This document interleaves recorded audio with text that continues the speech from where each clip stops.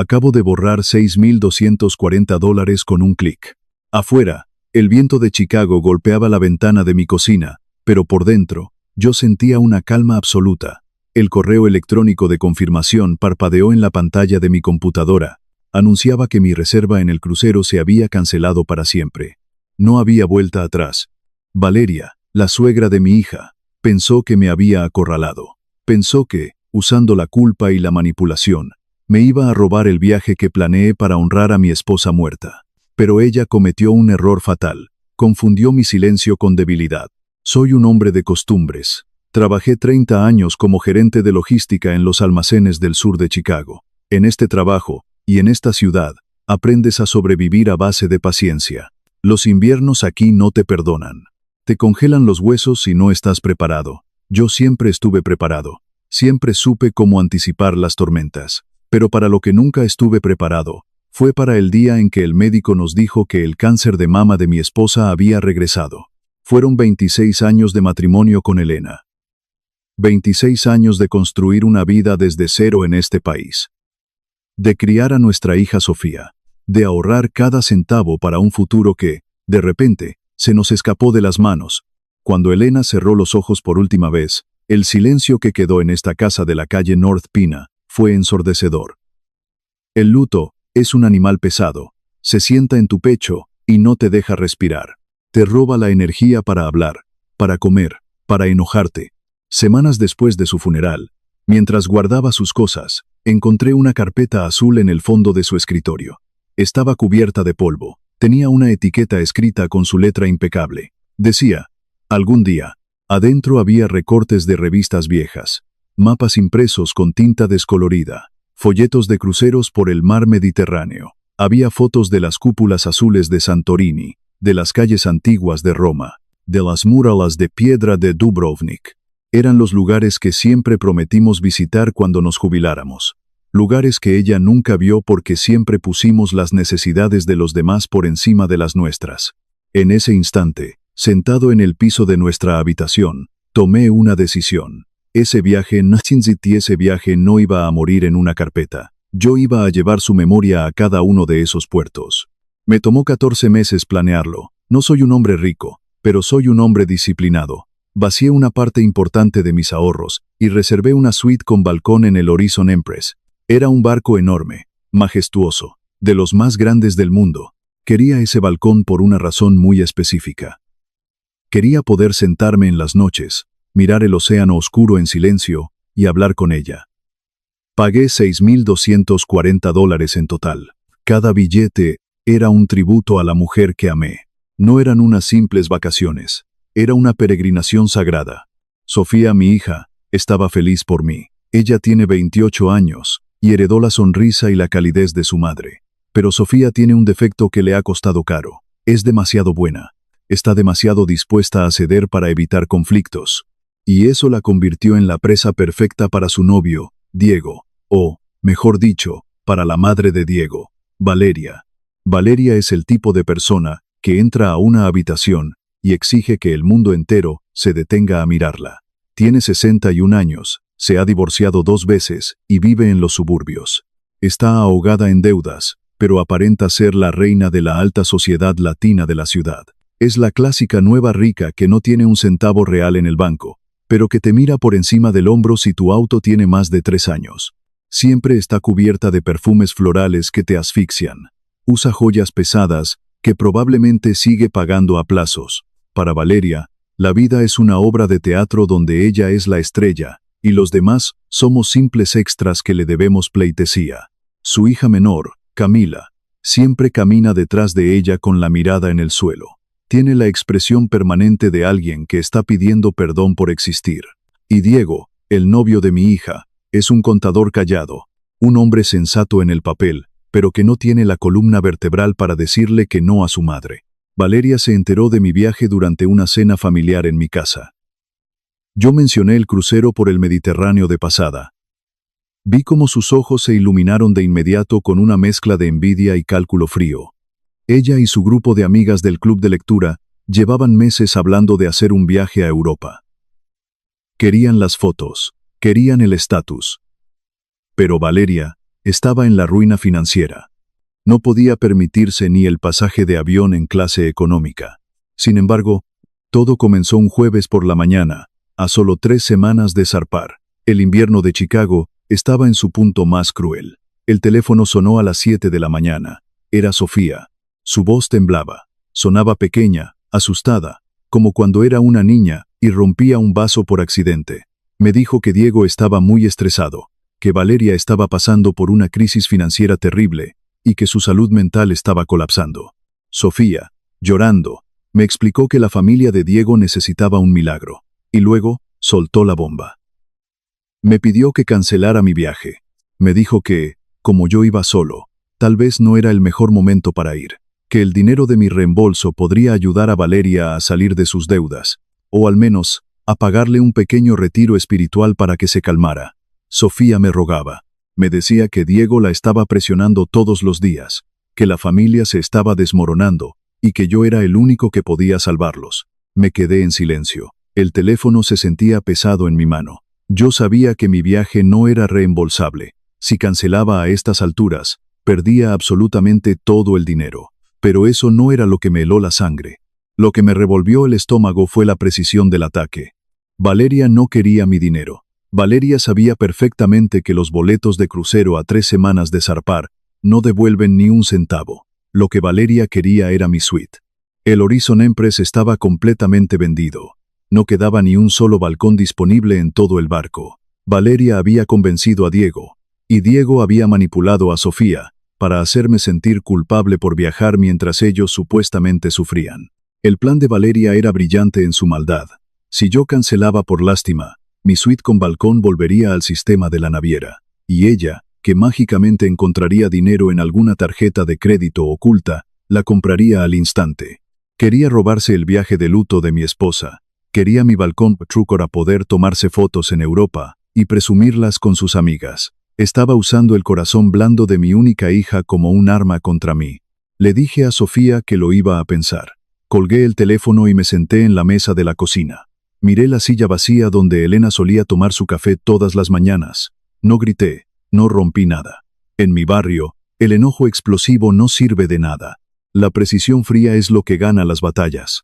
A la mañana siguiente, viernes, el teléfono volvió a sonar. Esta vez, el identificador de llamadas mostraba el nombre de Valeria. Contesté.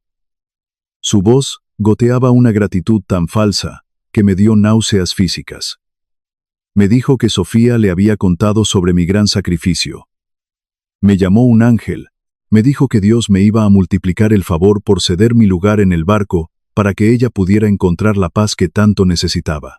Hablaba rápido, sin dejarme responder. Asumía que yo ya había llamado a la naviera. Asumía que yo era un viejo viudo y tonto que se iba a quedar en Chicago llorando mientras ella navegaba por el Mediterráneo en mi lugar. La falta de respeto era absoluta. Estaba pisoteando la memoria de Elena sin pestañear. Le respondí con voz calmada, casi un susurro. Le dije que esperaba que encontrara exactamente lo que se merecía. Ella se rió. Fue una risa aguda y triunfante. Luego colgó. En ese momento, algo dentro de mí se cerró como una bóveda de acero. Valeria quería jugar ajedrez, pero no sabía que yo llevaba 30 años organizando rutas, previendo desastres y calculando variables. Llamé a Rafael. Él es mi agente de viajes. Un hombre discreto, afilado, que conoce los sistemas internos de las navieras mejor que los propios dueños. Le expliqué la situación en 3 minutos. Rafael se quedó en un silencio pesado al otro lado de la línea. Luego, me preguntó qué quería hacer. Le di una instrucción muy clara. Le dije que entrara a mi reserva del Horizon Empress y la borrara. Pero no solo cancelarla.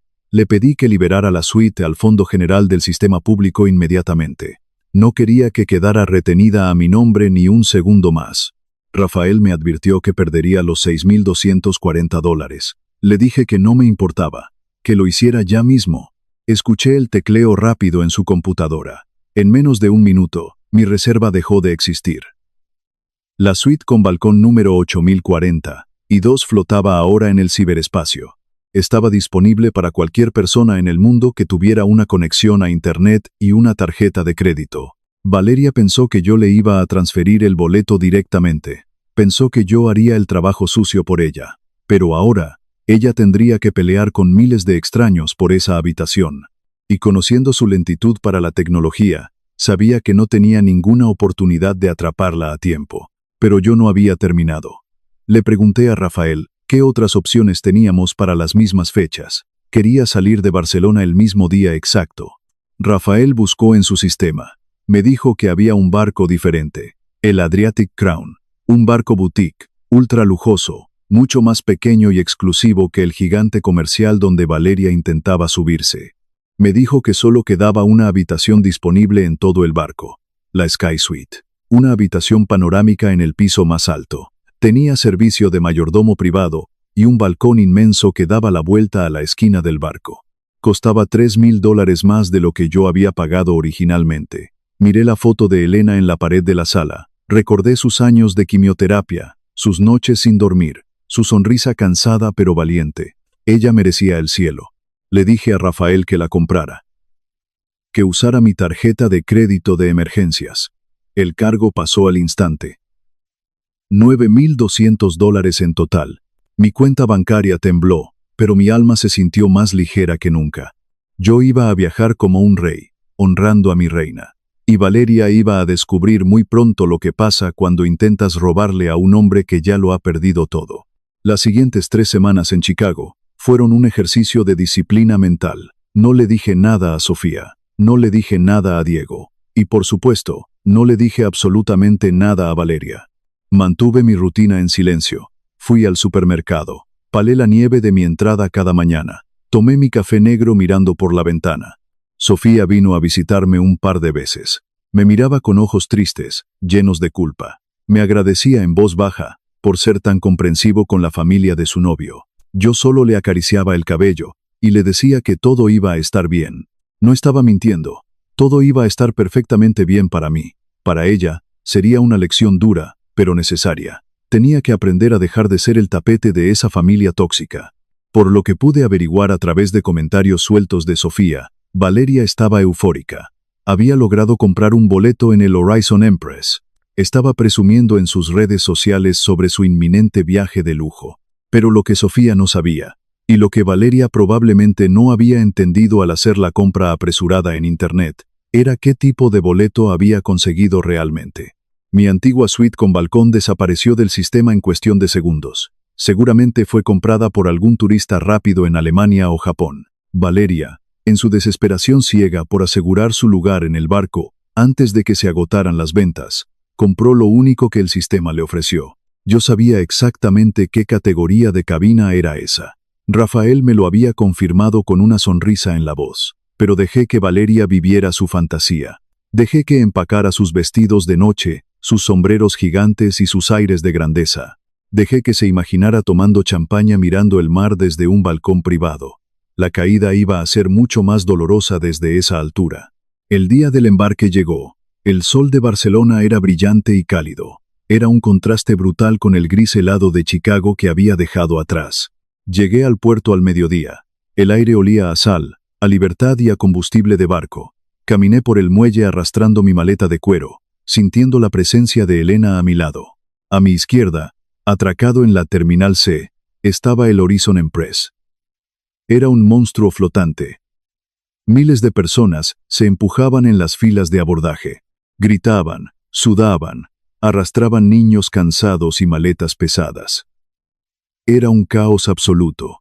Me detuve un momento, compré un café negro en un pequeño kiosco del puerto y me quedé mirando la rampa de acceso de ese barco gigante. Sabía que, en ese exacto momento, Valeria estaba ahí adentro. Estaba parada frente al mostrador de atención al cliente, con su mejor vestido, exigiendo las llaves de su suite con balcón. Sabía que el empleado de la naviera la estaba mirando con confusión, tecleando en su sistema, a punto de decirle la verdad. A punto de decirle que su nombre no estaba en ninguna suite. Que el boleto que compró en su pánico ciego era para una cabina interior garantizada, nivel sótano. Sin ventanas. Al lado de la ruidosa sala de máquinas. Di un sorbo a mi café. El sabor era fuerte, amargo y perfecto. Di media vuelta y caminé hacia la terminal A. Allí, brillando bajo el sol del Mediterráneo, me esperaba el Adriatic Crown. Elegante, silencioso, exclusivo. Un botones de guantes blancos se acercó, tomó mi equipaje con una reverencia y me llamó por mi apellido. El viaje de Elena estaba a punto de comenzar, y el infierno de Valeria también. Subí por la pasarela alfombrada del Adriatic Crown, sintiendo que dejaba atrás el peso del mundo. El interior del barco olía a madera pulida, a sal marina y a flores frescas. No había multitudes sudorosas empujándose por llegar al buffet. No había gritos ni caos. Un silencio elegante y pesado cubría cada pasillo. Mi mayordomo personal, un hombre mayor con un traje impecable, me guió sin prisa hasta el último piso del barco. Abrió la pesada puerta de roble de la suite panorámica y se hizo a un lado.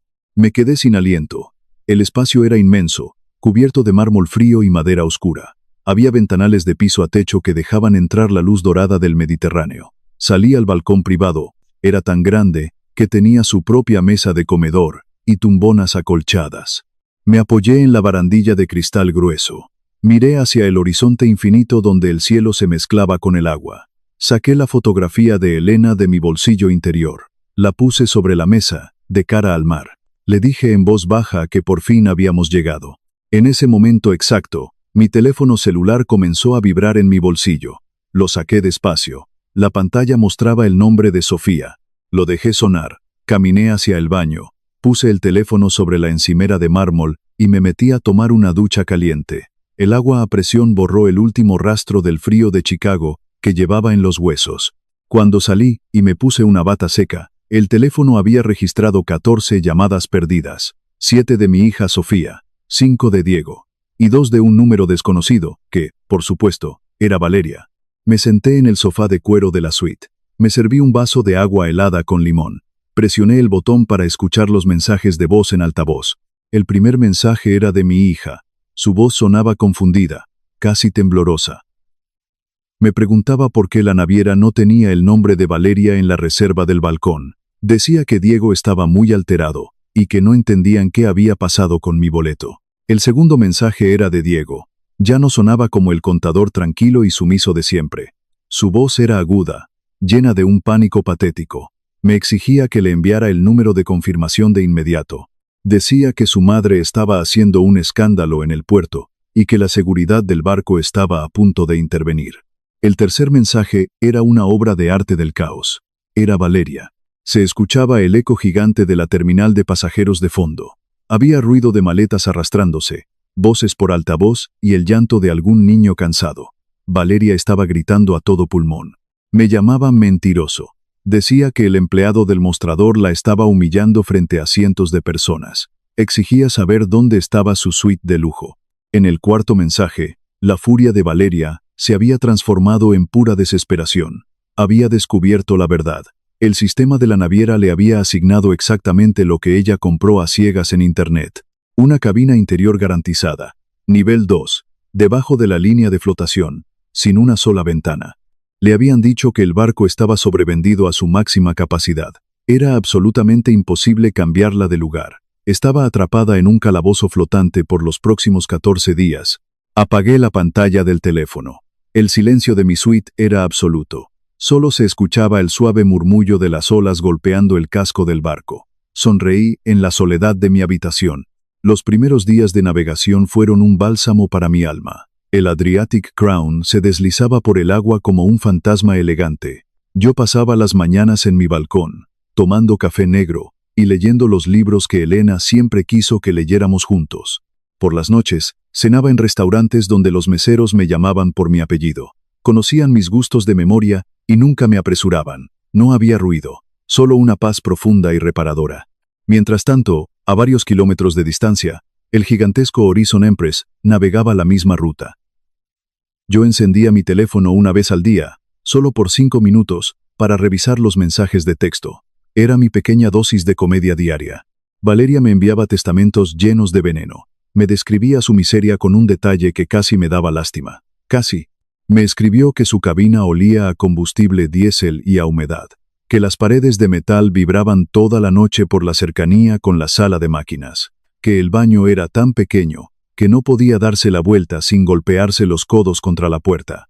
Me dijo que Camila, su hija, lloraba en silencio en la litera de arriba todas las noches. Valeria me amenazó con demandarme. Me dijo que iba a contratar a los mejores abogados de Chicago para quitarme mi casa y mi pensión. Yo leía esos mensajes mientras degustaba un plato de pasta fresca frente al Coliseo en Roma.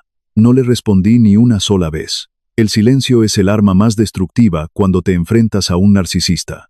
Valeria necesitaba mi atención para sentirse viva. Necesitaba que yo peleara con ella para validar su papel de víctima. Al negarle mi voz, la estaba asfixiando lentamente en su propia toxicidad. El punto más alto de mi viaje fue Santorini.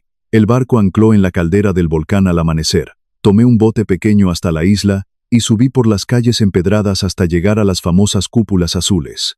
El viento del mar Egeo me golpeaba la cara.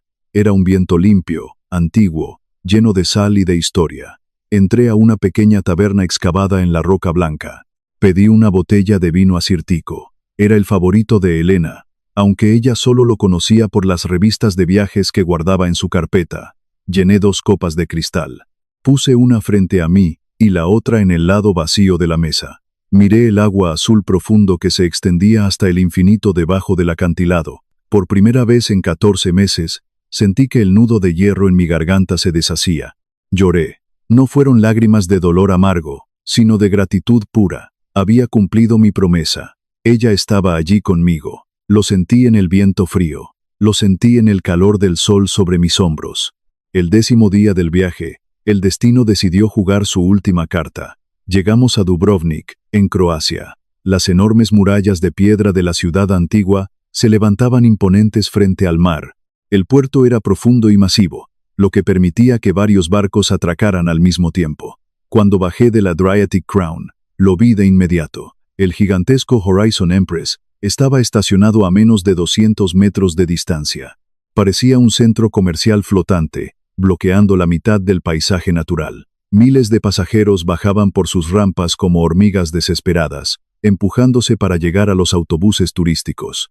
Yo no tenía prisa. Caminé por las calles estrechas de la ciudad amurallada.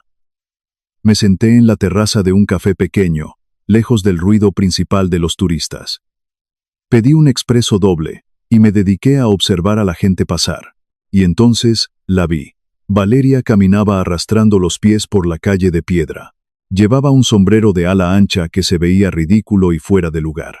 Su vestido de flores estaba arrugado y manchado de sudor en la espalda. Su maquillaje, que normalmente era una máscara perfecta de arrogancia, se veía derretido por el cansancio. A su lado caminaba Camila. La pobre chica cargaba 3 bolsas de compras pesadas, con la mirada clavada en el suelo, luciendo completamente miserable. Valeria venía quejándose en voz alta, sin importarle quién la escuchara. Decía que le dolían las piernas, que el desayuno del barco era asqueroso y frío, que no había podido dormir un solo minuto por el ruido ensordecedor de los motores debajo de su cama. Yo levanté mi taza de café y le di un sorbo lento. El movimiento llamó su atención. Valeria giró la cabeza hacia la terraza del café. Sus ojos se encontraron con los míos. El tiempo pareció detenerse en esa calle de Croacia. Vi cómo el color desaparecía de su rostro en un solo segundo. Su boca se abrió ligeramente, pero no salió ningún sonido. Parpadeó varias veces, como si estuviera viendo un fantasma a plena luz del día. Yo no me moví, no sonreí, solo la miré con la calma fría y calculadora de un invierno en Chicago. Valeria dio un paso hacia mí. Su confusión inicial se transformó rápidamente en una rabia ciega. Se acercó a mi mesa, ignorando a los demás turistas que la miraban con extrañeza. Camila se quedó atrás, paralizada por la vergüenza, cubriéndose la cara con una mano. Valeria apoyó las 2 manos en mi mesa. Su perfume floral barato me golpeó la nariz, mezclado con el olor a sudor y desesperación. Me preguntó, con la voz temblorosa y llena de odio, ¿qué demonios estaba haciendo yo en Europa? Me preguntó cómo era posible que yo estuviera allí, sentado tomando café, si había cancelado mi viaje por ella. La miré a los ojos sin pestañear. Mi voz salió baja, profunda y absolutamente controlada. Le dije que yo nunca cancelé mi viaje. Le dije que simplemente cancelé mi reserva en su barco de descuento. Le expliqué que liberé mi suite al público general para que ella pudiera comprarla con su propio dinero. Le pregunté, con un tono de falsa inocencia, si había logrado conseguir una buena habitación con vista al mar. Valeria apretó los puños con tanta fuerza que sus nudillos se pusieron blancos. Las venas de su cuello se marcaron bajo la piel.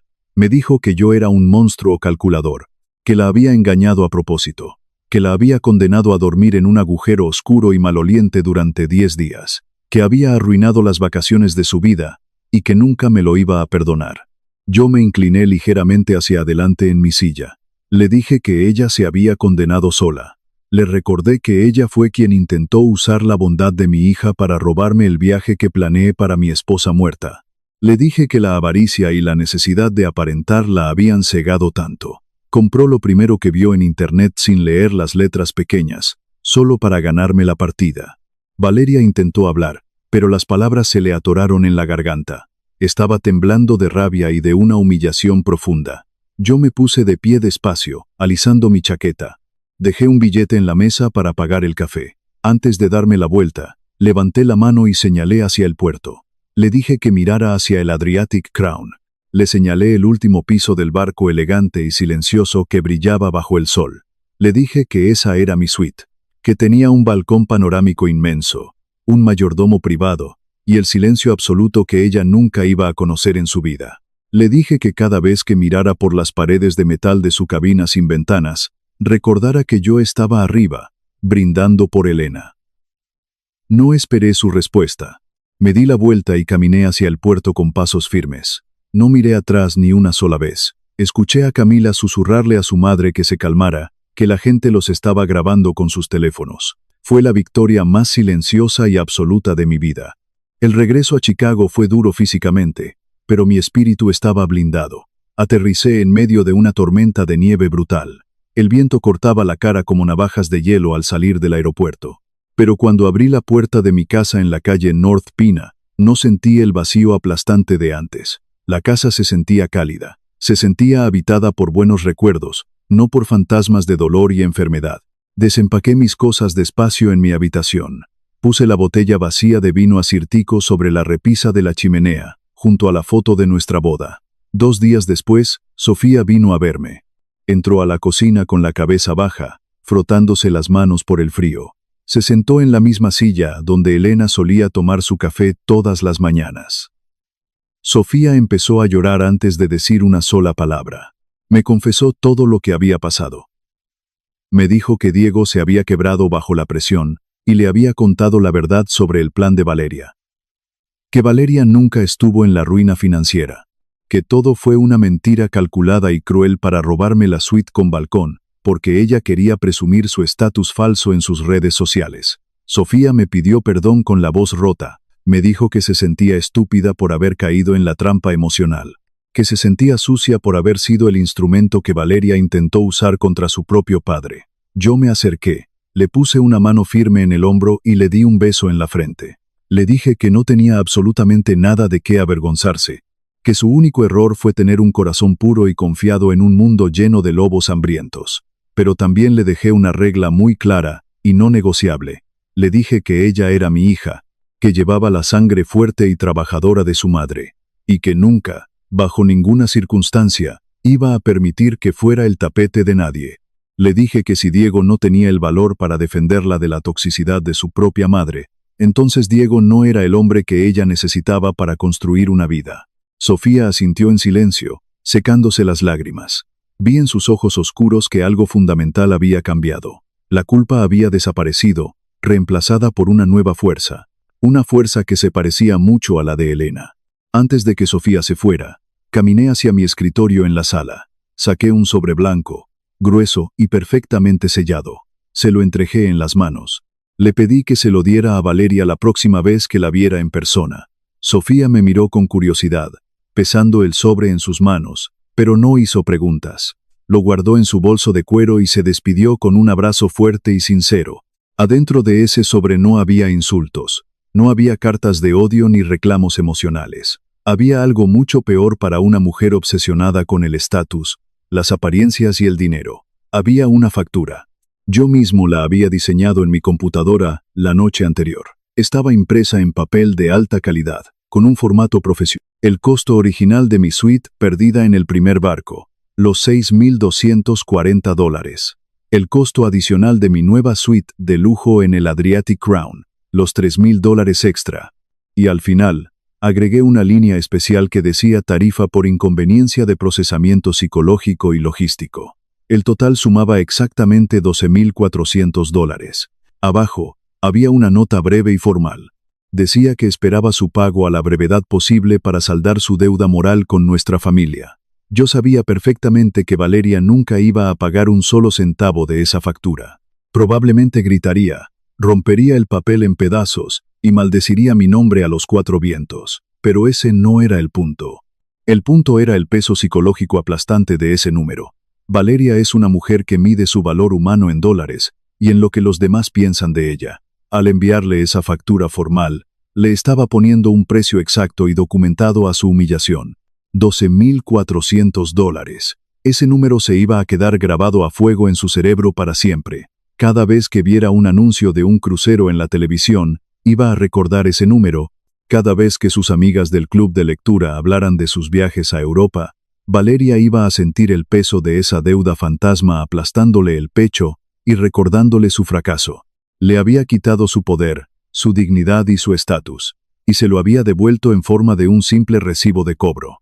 Me quedé solo en la cocina. Afuera, la nieve seguía cayendo con fuerza, cubriendo las calles de Chicago con un manto blanco, frío y silencioso. Preparé una taza de café negro y espeso. Me senté en mi lugar de siempre, en la vieja mesa de madera. Tomé la fotografía que había llevado conmigo a Santorini. La miré bajo la luz cálida de la lámpara del techo. Elena sonreía en la imagen. Sus ojos brillaban con esa chispa de vida inmensa que ni siquiera la enfermedad pudo apagar por completo. Pasé el pulgar por el borde del marco de plata. Ya no sentía la necesidad de llorar. El luto había cumplido su ciclo natural. Se había transformado en algo mucho más profundo y permanente, en una paz inquebrantable. Sobreviví a la tormenta más oscura de mi vida. Protegí la memoria sagrada de la mujer que amé con toda mi alma. Y le demostré al mundo, y a Valeria, que la paciencia de un hombre tranquilo es la fuerza más peligrosa y destructiva de la naturaleza. Di un sorbo a mi café. Estaba perfecto.